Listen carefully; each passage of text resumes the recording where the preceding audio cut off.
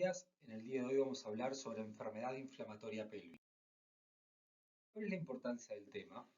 La enfermedad inflamatoria pélvica tiene una alta prevalencia en mujeres jóvenes sexualmente activas.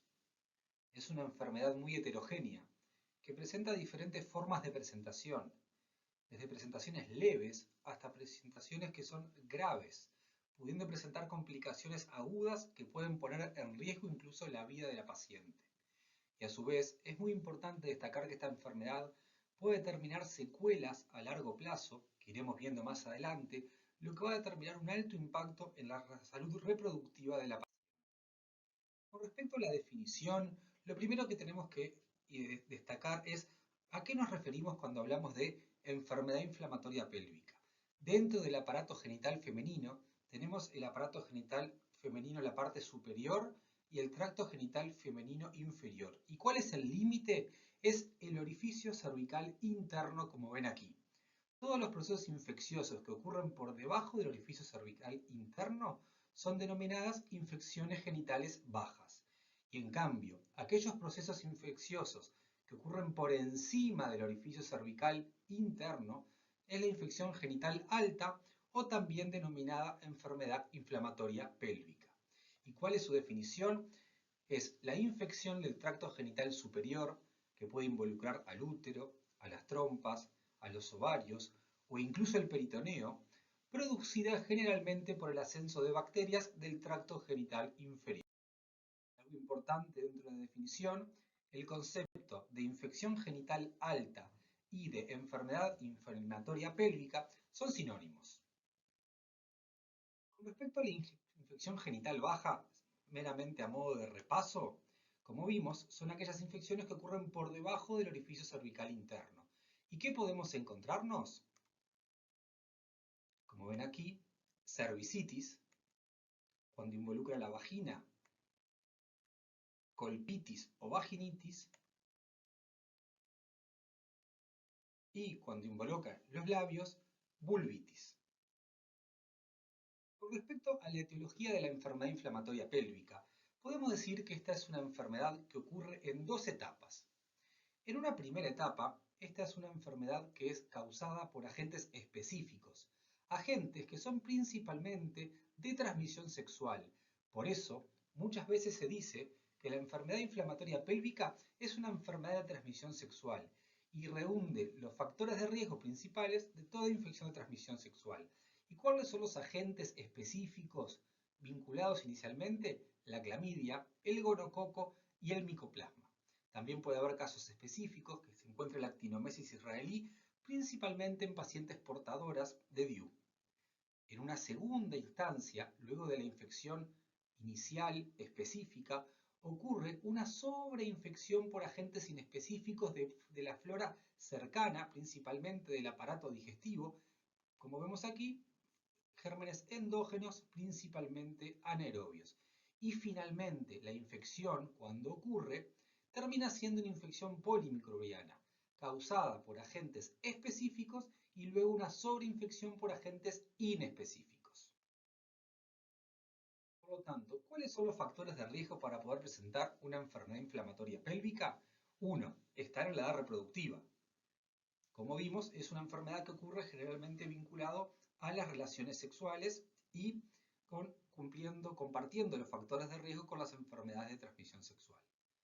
Otro factor de riesgo es haber presentado una enfermedad inflamatoria pélvica previa o tener el antecedente de una enfermedad de transmisión sexual, ser portadora de una vaginosis bacteriana o ser portadora de una infección genital baja, flujo, que no se logró un tratamiento oportuno en su momento adecuado, la inmunodepresión, la no utilización de métodos de barrera, mantener relaciones sexuales durante la menstruación o la realización de maniobras intrauterinas, como por ejemplo la colocación de un DIU, realizar una histeroscopía, haber realizado un legrado, que son eventos que provocan mediante la manipulación intrauterina el ascenso de gérmenes de la vagina, los cuales es una zona que es contaminada, mientras que la zona que se encuentra por encima del orificio cervical interno es una zona.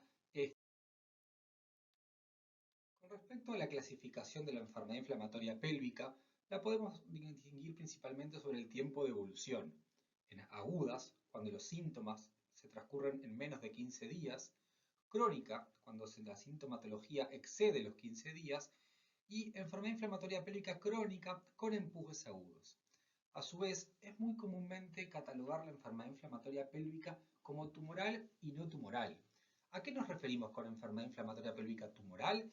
Cuando este cuadro infeccioso se acompaña de la presencia de un absceso tubovárico, o sea, una colección de pus intraabdominal que, como veremos más adelante, va a tener implicancias en el manejo y en el tratamiento de la paciente. Con respecto a las formas clínicas de presentación, esta es una enfermedad planimétrica, que en una primera instancia podemos tener una endometritis, cuando afecta el endometrio, una miometritis, cuando afecta el miometrio, una parametritis, cuando afecta los parametrios. ¿Qué son los parametrios? Es el tejido célulo-linfático que se encuentra en la base del ligamento ancho al costado del cuello uterino. Podemos tener una salpingitis, un piosalpinx o un absceso tubovárico, o en casos más evolucionados, clínica de una pelviperitonitis o una peritonitis generalizada. Acá podemos ver en esta imagen cómo se observa un piosalpinx, o sea, pus dentro de la trompa, y en esta otra imagen podemos ver cómo se ve un absceso tubovárico, se ven las trompas dilatadas, el ovario no se reconoce y generalmente está involucrado tanto la trompa como el ovario. Con respecto a la clínica de presentación, hoy hablamos cómo son los síntomas cuando hablamos de una endometritis. Generalmente se manifiesta por una genitorragia fétida. Una miometritis es dolor a la palpación del útero, que generalmente lo notamos a la palpación bimanual, que la mano abdominal al apretar el útero despierta dolor. Parametritis es el dolor con los movimientos del cuello uterino. Generalmente movemos el cuello uterino hacia un costado y se siente dolor del lado contralateral al tensar el parametro inflamado. Salpingitis, que es dolor al palpar los fondos de saco laterales, o la presencia de un piosalpinx o absceso tubovárico. Generalmente en estos casos, al tactar los fondos de saco laterales, vamos a encontrar una tumoración, muchas veces mal delimitada, lo que configura un absceso tubovárico. Y, en el caso más avanzado, la presencia de una peritonitis, que se manifiesta generalmente por síntomas abdominales de irritación peritoneal o mediante el examen genital, mediante la palpación, mediante dolor del fondo de saco de Douglas. Con respecto a la clínica, generalmente estos cuadros son muy heterogéneos, como vimos inicialmente. Puede ir desde cuadros más leves a cuadros más severos. Generalmente, algunos de los motivos de consulta del paciente son dolor en mi abdomen inferior, fiebre, flujo o la presencia de genitorragia fétida. Y en muchos casos se entremezclan estos síntomas, o sea, están presentes más de uno. Cuanto más de estos síntomas estén presentes, más seguros y más cercanos vamos a estar del diagnóstico de enfermedad inflamatoria pélvica. Y luego que interrogamos al paciente por alguno de estos síntomas, será fundamental realizar el examen físico para encontrar los elementos que mencionamos anteriormente que nos pueden orientar a que este cuadro infeccioso corresponda al aparato genital superior. Por lo tanto, como mencionamos anteriormente, una de las formas clásicas de presentación de este cuadro es dolor abdominal y fiebre. Entonces, ¿qué podemos pensar cuando tenemos una paciente con dolor abdominal y fiebre? Que tiene un cuadro infeccioso del hemiabdomen inferior. ¿Y a qué puede corresponder este cuadro infeccioso de mi abdomen inferior? De aquellos órganos que se encuentran en mi abdomen inferior. Podría ser de origen ginecológico, de origen urinario o de origen digestivo. Y mediante la semiología y el examen físico nos vamos a orientar si este cuadro corresponde efectivamente a un cuadro infeccioso de origen ginecológico. Y vamos a hacer diagnóstico diferencial de las otras causas que pueden dar cuadros infecciosos de mi abdomen inferior, como son a nivel urinario, una infección urinaria principalmente alta, una pielonefritis, y a nivel digestivo, una apendicitis o enfermedad diverticular. Con respecto a las complicaciones, clásicamente las complicaciones las tenemos que dividir en dos grandes grupos, las complicaciones agudas y las complicaciones crónicas. ¿Cuáles son las complicaciones agudas? Las complicaciones agudas vienen dadas principalmente por la evolución natural de un cuadro infeccioso. Como dice aquí, evolución de la infección, que puede evolucionar a la sepsis e incluso a la muerte de la paciente. Y todo lo que conlleva dentro de las complicaciones el ausentismo laboral de una paciente joven y todas las repercusiones económicas que conlleva esta enfermedad. Dentro de las complicaciones crónicas son las secuelas que va a determinar esta enfermedad. Como pueden ver en las imágenes, las complicaciones vienen dadas principalmente por las adherencias que se generan a nivel de la trompa uterina.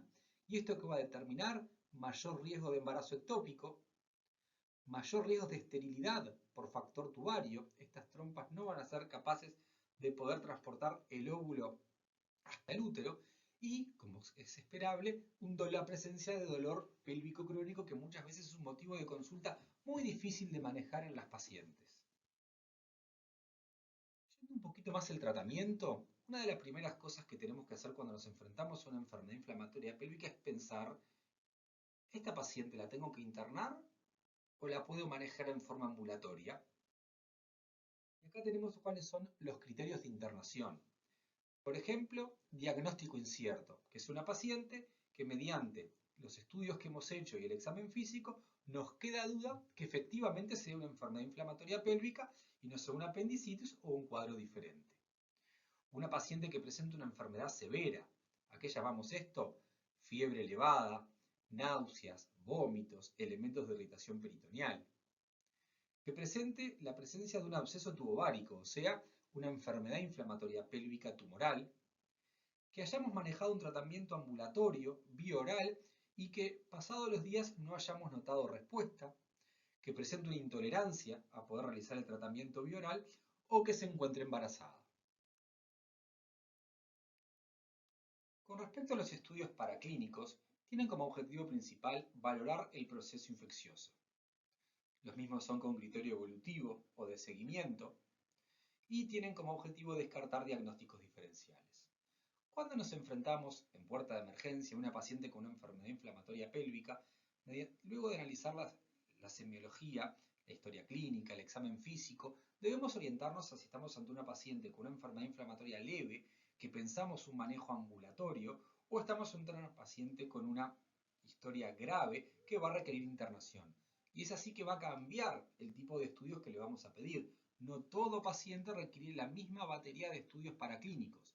Por tanto, si sospechamos la presencia de una infección genital alta leve, solicitaremos en primer lugar un hemograma, PCR, BES, como elemento infeccioso para valorar los glóbulos blancos y como elementos indirectos de infección. Como dijimos, esta infección genital alta, el origen está en una enfermedad de transmisión sexual. Por lo tanto, debemos solicitar otras enfermedades de transmisión sexual, como son el HIV, VDRL, para valorar la sífilis, y hepatitis, tanto B como C. Por otro lado, dentro de los estudios de imagen, solicitaremos una ecografía ginecológica transvaginal con el objetivo principal de ampliar la semiología, valorar la presencia de masas anexiales, colecciones, abscesos tubováricos, líquido libre.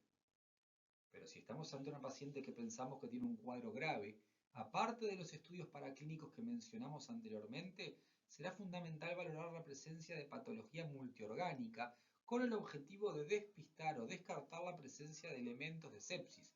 Por lo tanto, necesitamos valorar la función renal mediante azoemia y creatininemia, funcional y enzimograma hepático, crasis. A su vez, sería recomendable solicitar una orina, urocultivo. Muchas veces las pacientes con enfermedad inflamatoria pélvica presentan síntomas urinarios, muchas veces intrincados, ya que por ejemplo el gonococo tiene apetencia por el urotelio y muchas veces da síntomas urinarios que se confunden con una enfermedad inflamatoria pélvica o a veces conviven una infección urinaria con una enfermedad inflamatoria pélvica. Y como dijimos anteriormente, debemos valorar otras enfermedades de transmisión sexual, la ecografía transvaginal y en casos puntuales, si estamos ante la presencia de una sepsis o pacientes con fiebre muy alta, con chuchos de frío, hay que valorar la necesidad de realizar hemocultivos. Y en caso de que nos queden dudas diagnósticas, la ecografía transvaginal no sea suficiente para aclarar el diagnóstico, ahí tiene lugar, por ejemplo, la tomografía de abdomen. Vamos a recalcar ahora el tratamiento médico. El mismo se basa en tres pilares: la antibioticoterapia, los analgésicos y los antiinflamatorios. Con respecto a los antibióticos, tenemos que separar el manejo del paciente ambulatorio del manejo hospitalario. Ustedes si leen van a notar que hay muchas pautas de tratamiento y todas son válidas, dirigidas principalmente a los gérmenes que antes mencionamos. Y es así que el tratamiento ambulatorio de elección que está en las pautas del Ministerio de Salud Pública se basa en ceftriaxona 500 miligramos intramuscular por una dosis única, seguido por 14 días de doxiciclina 100 miligramos cada 12 horas, más metronidazol 500 miligramos cada 12 horas bioral. En casos de pacientes internados con cuadros más graves, la pauta de tratamiento radica en 5 a 7 días de ceftriaxona, 2 gramos intravenoso día, que se pueden dar en 2 gramos a la vez o se pueden dividir en 1 gramo cada 12 horas, y a eso debemos sumarle por 14 días doxiciclina 100 miligramos cada 12 horas bioral, más metronidazol 500 miligramos cada 8 horas, idealmente intravenoso durante el periodo de internación. ¿Cuándo pasamos los antibióticos intravenosos a bioral? Una vez que la paciente presente una buena evolución clínica, si por ejemplo tenía fiebre, haya pasado 48 horas sin fiebre y completamos los días que mencionamos anteriormente. Y algo muy importante a destacar: el tratamiento de la pareja. Como vimos, las enfermedades inflamatorias pélvicas son enfermedades de transmisión sexual. Por lo tanto, tratar únicamente a la pareja y no hacer tratamiento a la paciente y no hacer tratamiento de la pareja, estamos fracasando en el tratamiento y hay riesgo de que vuelva a reaparecer la enfermedad. ¿Y cuál sería el tratamiento de elección para la pareja? Idealmente nos manejamos con acitromicina 1 gramo vía oral, una dosis única. Por otro lado, es de destacar el tratamiento quirúrgico. ¿Todas las pacientes van a requerir tratamiento quirúrgico? No. Aquellas que tienen una enfermedad inflamatoria no tumoral, que a veces pueden requerir igualmente ingreso para tratamiento antibiótico por fiebre, se manejan únicamente con analgésicos, antiinflamatorios y antibióticos. Pero hay pacientes que tienen principalmente tumoraciones anexiales o tenemos dudas diagnósticas que van a requerir un tratamiento quirúrgico. ¿Y con qué herramientas contamos dentro del tratamiento quirúrgico? La laparoscopía, la laparotomía o incluso el drenaje percutáneo guiado por imagen. De elección de estos tres tratamientos, muchas veces es la laparoscopía. ¿Y en qué caso vamos a realizar la laparoscopía, como dijimos anteriormente? En caso de peritonitis, abscesos rotos o abscesos grandes. Y es muy discutido el punto de corte, porque hay veces que la paciente presenta abscesos tubováricos pequeños, con una paraclínica normal y una clínica que tiende a la mejoría, que incluso podemos optar por una conducta expectante y esperando que hagan efecto los antibióticos. En cambio, si tiene paraclínica alterada o el cuadro clínico es más grave o los abscesos son mayores a 3-4 centímetros, puede estar indicada la cirugía con el fin de eliminar ese absceso. Acá podemos ver la imagen de una laparoscopía. Como ven, hay un gran proceso adherencial. Aquí estamos viendo el epiplón, cómo se encuentra intensamente adherido a esta tumoración pelviana, que no nos permite reconocer claramente el aparato genital. Acá vemos cómo se produce la adhesiolisis en primera instancia para empezar a reconocer las estructuras. Acá se libera el epiplón y vean lo que encontramos: una asa intestinal adherida a la tumoración. Aquí se reconoce la trompa, aquí se reconoce parcialmente el útero y aquí tenemos el absceso. Continúa el proceso de liberación. Como pueden ver, es un proceso que muchas veces los ginecólogos no nos queremos enfrentar, no exento de complicaciones. Vean acá cómo se sigue liberando la tumoración, acá está la trompa, acá está el ovario, y es que en este momento van a ver, se abre esa tumoración llena de pus. Idealmente en estos casos tenemos que hacer la anexectomía, que es sacar esta trompa con el ovario, o muchas veces simplemente se puede realizar el aspirado del pus y la colocación de un tubo de drenaje. Pero como ven, son cirugías complejas que muchas veces no nos queremos enfrentar. Y por último, para terminar, un capítulo no menor es la profilaxis de la enfermedad inflamatoria pélvica. Como vimos, tiene un origen común con las enfermedades de transmisión sexual, y en esto es que radica la importancia de todo lo que es la educación, el uso de preservativo como método de barrera, el tratamiento oportuno de las infecciones genitales bajas y, en caso de hacer diagnóstico de una enfermedad inflamatoria pélvica, la importancia del tratamiento antibiótico prolongado y, eventualmente, en casos seleccionados, un abordaje quirúrgico, principalmente laparoscópico. Muchas gracias a todos y espero que les haya servido. Hasta luego.